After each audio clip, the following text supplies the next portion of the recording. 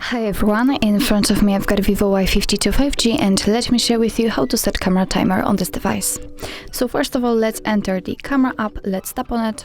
And since we are in the standard photo mode, we can enter the settings, which are in the right upper corner. As you can see in the photo section, on the second position, we've got the countdown, so simply tap on it. And here we've got 4 different options, let's say, from which we can choose. So right now we've got off option applied, but we can set 3, 5 or 10 seconds delay. So let me pick 10 seconds delay, simply tap on it. It is notified right here, so we can go back to the camera and check. And now we can tap on the shutter button. And as you can see, from now on, your device will count down from 10, and after that time it will just take a photo.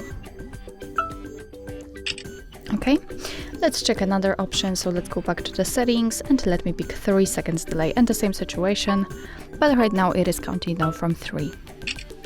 So let me turn it off, and from this moment your device will take photos right after touching the shutter button. So actually this is it. This is how to set the camera timer in your VIVO Y52 5G. Thank you so much for watching. I hope that this video was helpful, and if it was, please hit the subscribe button and leave the thumbs up.